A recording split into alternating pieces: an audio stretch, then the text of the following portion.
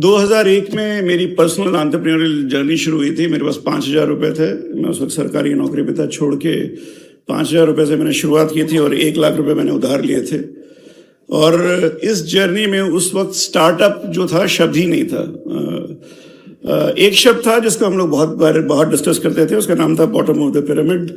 हिंदुस्तान में बहुत सारे लोग हैं जो निचली पायदान पे हैं और बॉटम ऑफ द पिरामिड उनसे कैसे पैसा बनाया जाए उसके बारे में सोचता था।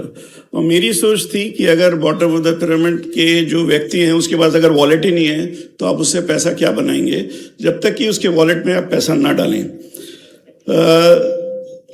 एक चीज बहुत क्लियर था कि अगर बॉटम ऑफ द पिरामिड को फ्लैटन करना है तो बॉटम ऑफ द पिरामिड को फ्लैटन करने के लिए you need I think mobile और इंटरनेट का जो मेजर डोमिनेंस था उसके कारण at least the aspiration pyramid has become flattened. And with the artificial intelligence जो आप अभी देख रहे हैं, the pyramid of intelligence has also been flattened. With various things that are taking place around capital, you have flattening of the capital pyramid also, resource and capital. The only thing that I would actually request the entrepreneurs in the audience to think about is this is the world to create value, not valuation. Valuation is an outcome, it's not really a chase. I would also urge you not to think about being an entrepreneur as a shortcut to being rich. That's a fallacy. 99% लोग जो हैं struggle करते हैं and entrepreneurship at the end is a journey not a destination.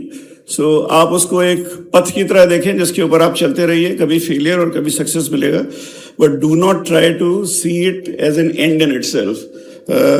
Ultimately it is important for all of you to recognize that it is good to solve a problem that is worth solving. अगर आप सिर्फ पैसा बनाने के बारे में सोचेंगे, you may not create anything that is lasting or value creating.